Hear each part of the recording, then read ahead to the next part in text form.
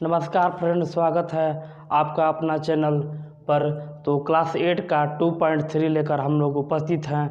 तो हमारा क्वेश्चन है आप लोग के बीच, आपको बोर्ड पर आपको क्वेश्चन नज़र आ रहा होगा कि यदि किसी संख्या के आधे में से 1/4 घटाया जाए तो 1/8 प्राप्त होता है, तो वह संख्या ज्ञात करना है।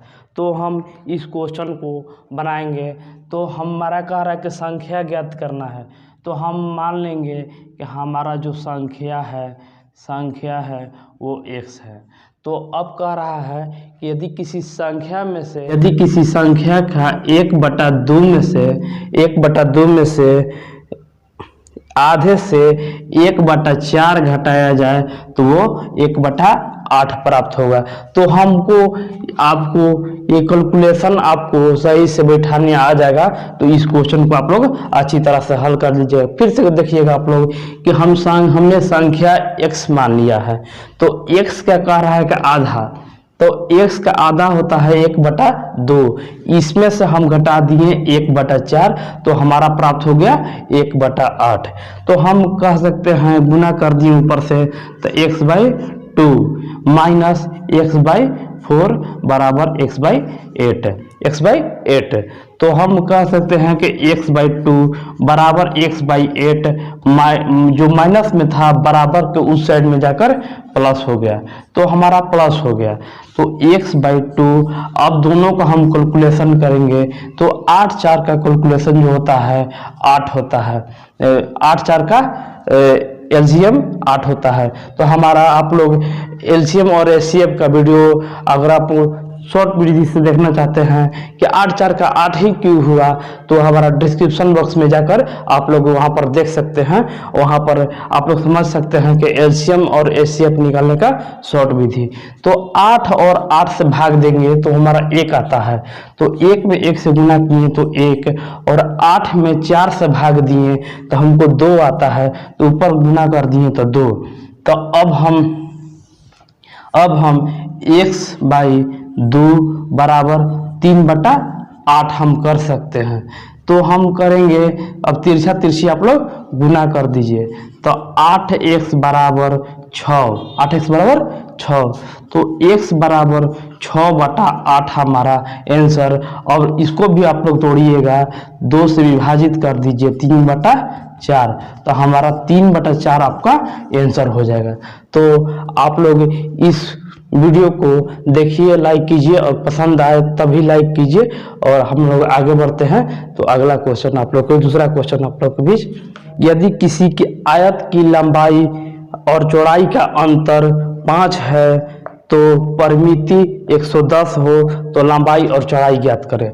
तो हमारा क्वेश्चन है आप लोग के सामने कि लंबाई जो है हमारा दिया हुआ है कि लंबाई जो है x है और चौड़ाई जो है x-5 है। तो ये हमारा लंबाई x है और चौड़ाई x-5 है। तो हम जानते हैं कि आयत के परिमिति बराबर होता है 2 × L + b।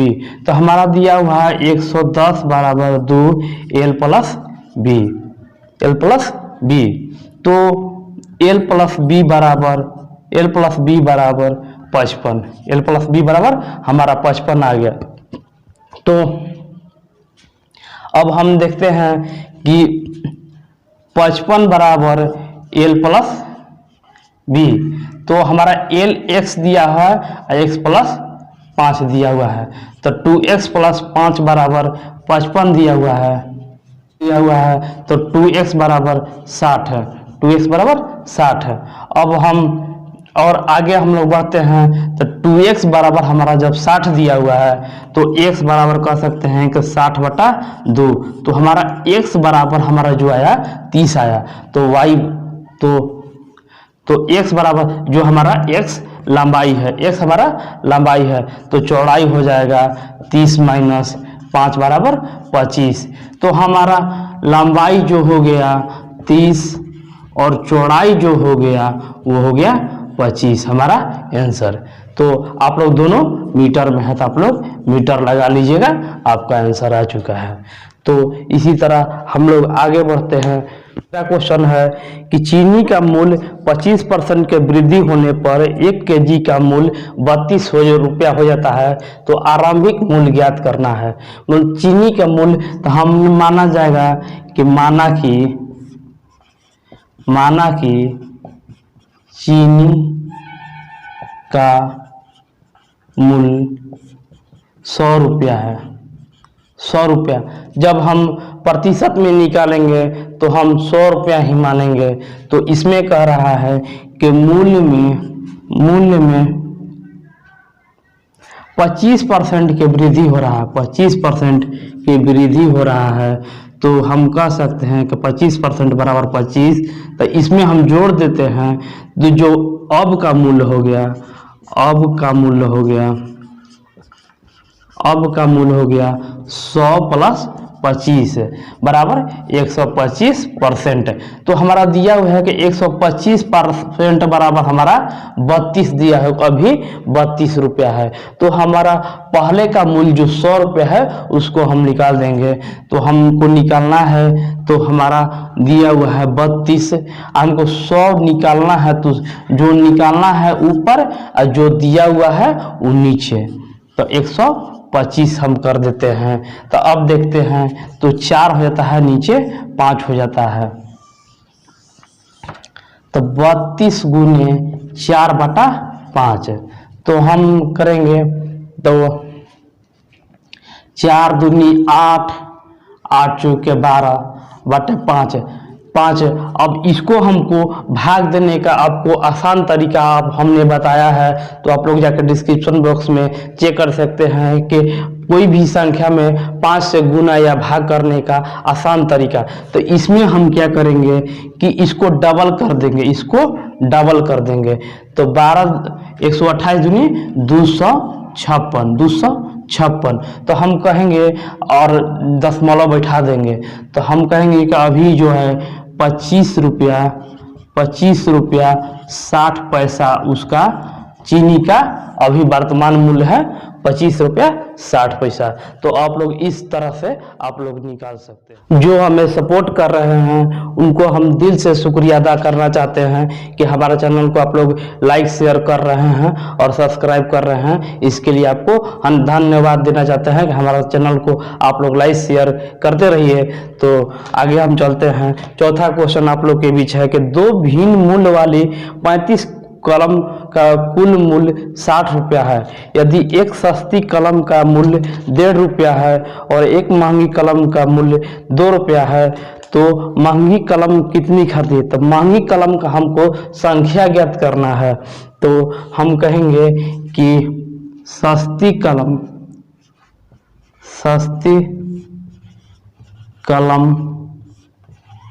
का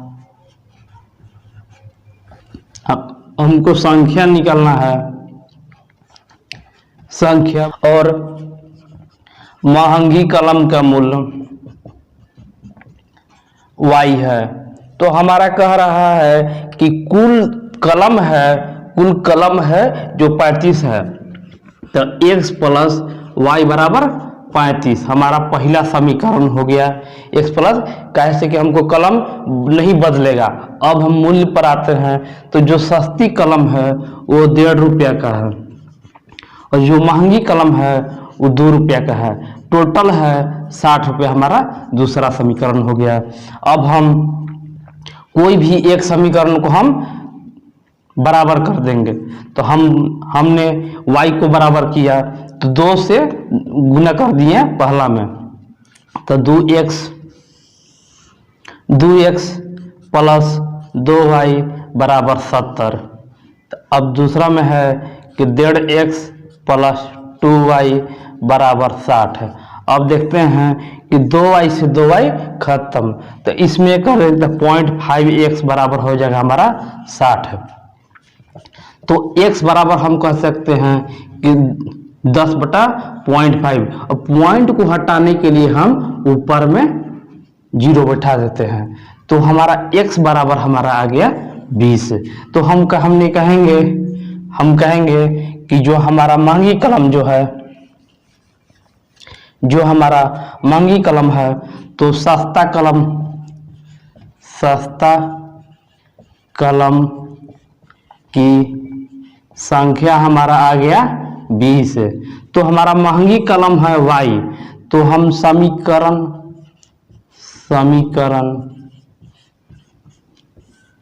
1 में x का मान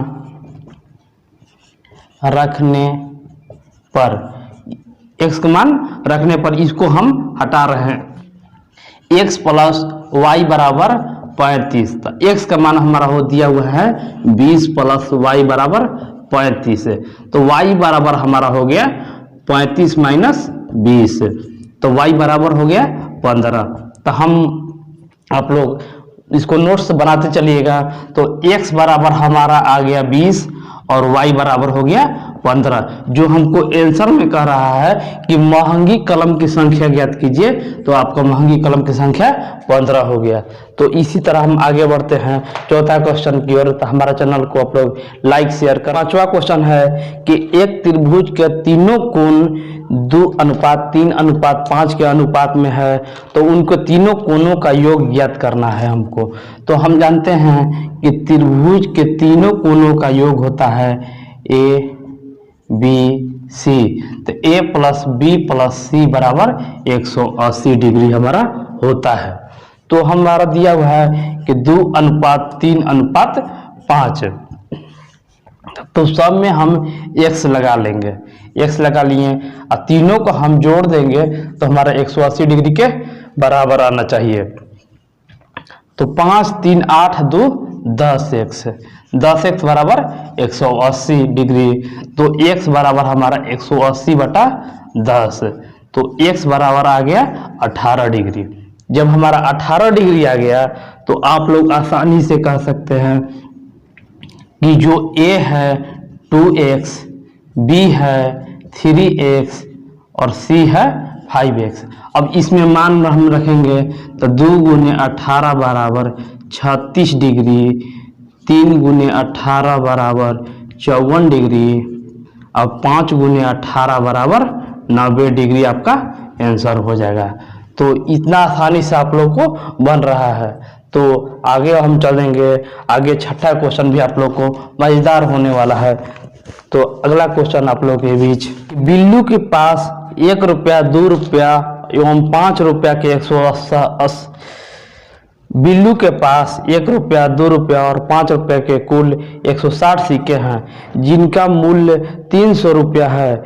यदि 2 रुपये के सिक्कों की संख्या 5 रुपये के सिक्कों की संख्या का तिगुना हो तो उसके प्रत्येक प्रकार के सिक्कों की संख्या हमको ज्ञात करना है। तो हमको हमारा दिया हुआ है कि 1 रुपया 2 रुपया और 5 रुपया के कुल सिक्कों की संख्या 160 है और इसका मूल्य जो है 300 रुपया के बराबर हुआ है।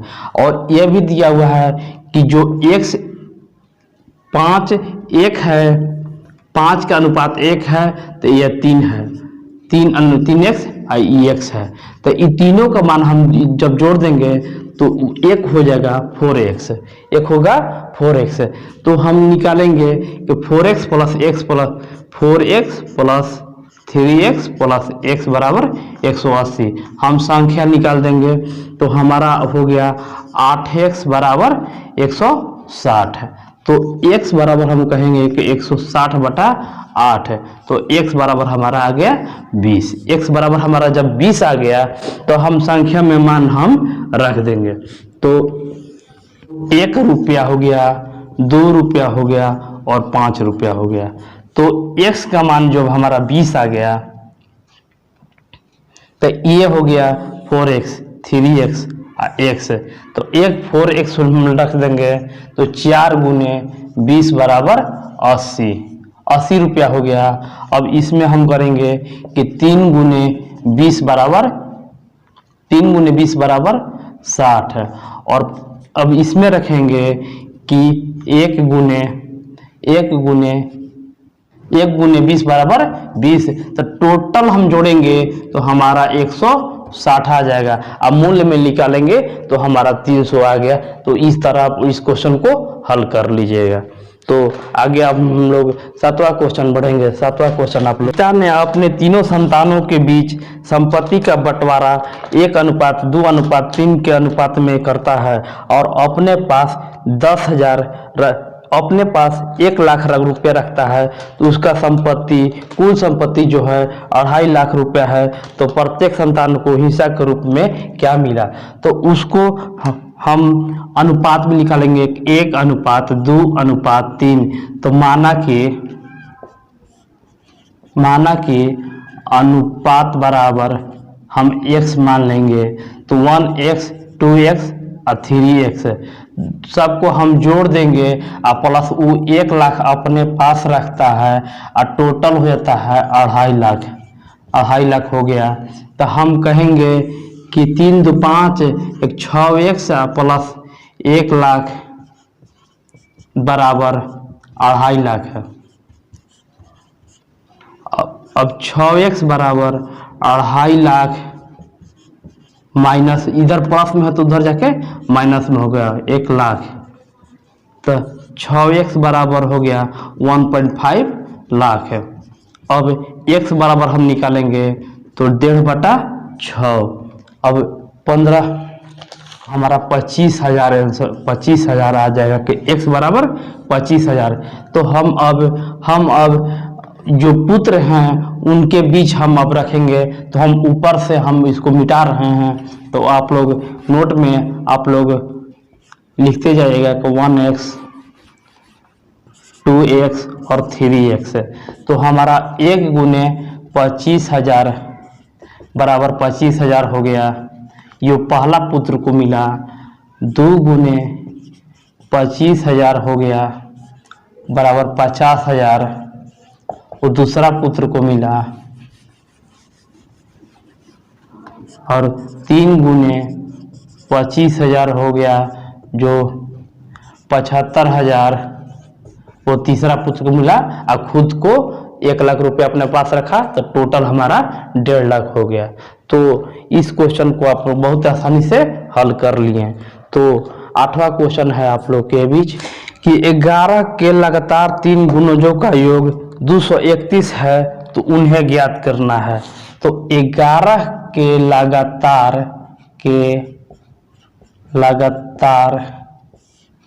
गुणजों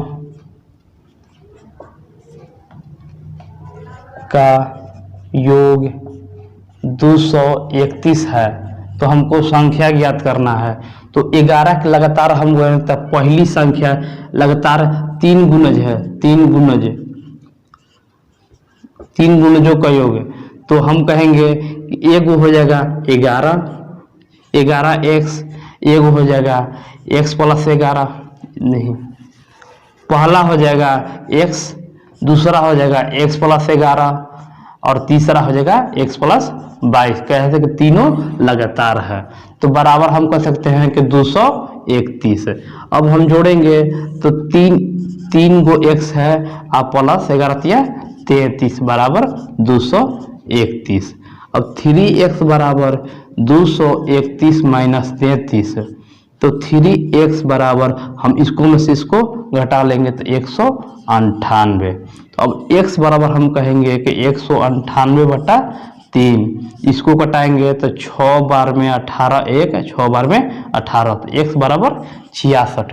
जब हमारा x बराबर हमारा 66 आ गया, तो x बराबर हमारा 66 आ गया, तो दूसरा हमारा है 66 प्लस 11 बराबर 77। फिर है तीसरा है 66 प्लस 22 बराबर 88। तो हमारा लगातार तीनों संख्या हमको निकल गया। एक पहला संख्या है 66, दूसरा है 77 और तीसरा है 88, और तीनों का जो हमारा मिलेगा 231, जो हमारा क्वेश्चन कर रहा था। तो आप लोग इसी तरह हमारा चैनल को सपोर्ट करते रहिए। तो अगला क्वेश्चन है कि संकुल संसाधन केंद्र मध्य विद्यालय फरना में आयोजित बाल मेले में प्रत्येक विजेता छात्र को 2 कलम और विजेता को छोड़कर शेष प्रतिभागी को 1 कलम दिया गया। यदि यदि 100 छात्रों के बीच 120 कलम दिए गए तो विजेताओं की संख्या ज्ञात करना है।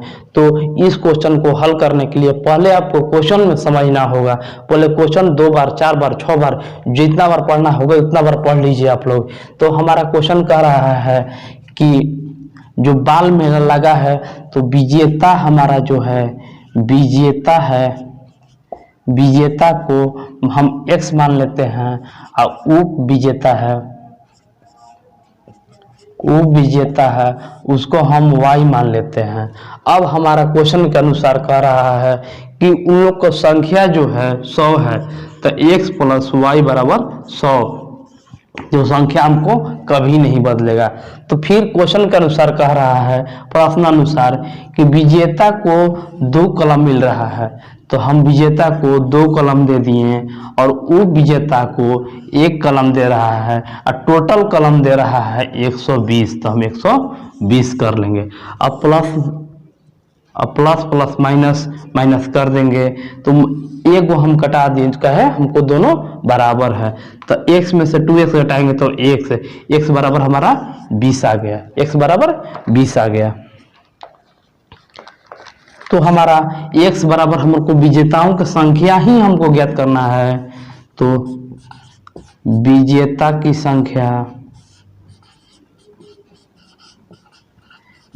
की संख्या हमारा 20 हो जाएगा आंसर। तो हमको संख्या ही ज्ञात करें, इससे आगे हमको नहीं बढ़ना है, तो हमको x ही निकालना था, x हमारा आ चुका है। तो हमारा अंतिम और 10वां क्वेश्चन आया आप लोग के बीच कि रवि के पिता का वर्तमान उम्र से 5 वर्ष अधिक है। यदि 5 वर्ष बाद उनको उम्र का योग 47 वर्ष होगा तो दोनों का वर्तमान उम्र ज्ञात करना है। तो इस क्वेश्चन को भी हम लोग हल करने के लिए हमको बहुत ही ध्यानपूर्वक पढ़कर उत्तर देना होगा। तो हम मानेंगे कि रवि के पिता का उम्र बराबर x है और रवि का उम्र जो है y है। अब हम वो क्वेश्चन के अनुसार कह रहा है कि रवि का वर्तमान उम्र, रवि के पिता का वर्तमान उम्र रवि के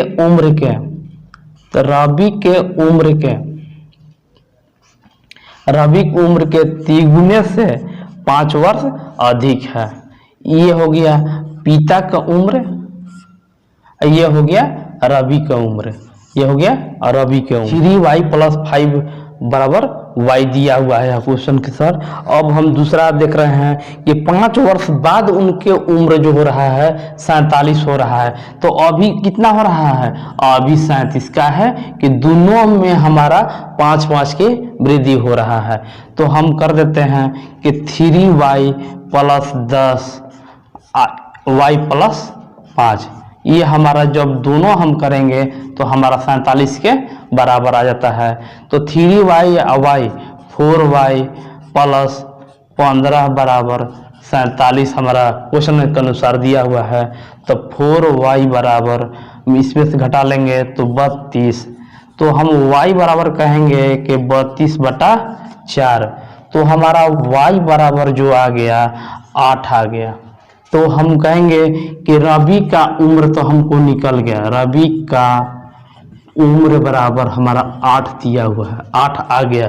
अब रवि का पिता का उम्र कह रहा है, तो रवि का पिता का उम्र रवि के उम्र से 3y + 5 है, तो 3 हमारा दिया हुआ है, रवि की उम्र हमारा 8 दिया हुआ है और +5 है, तो 8 24 + 5 बराबर 29। तो रवि का उम्र हो गया 8 और रवि के पिता का उम्र हो गया 29। तो इस तरह हमारा चैनल को आप लोग पूरा देखने के लिए हम आप लोग को शुक्रिया अदा करना चाहेंगे। तो हमारे चैनल को इसी तरह आप लोग देखते रहिए और लाभ उठाते रहिए। तो आप लोग घर बैठे इसी तरह तैयारी कीजिए, हमारा चैनल को लाइक सपोर्ट करते रहिए।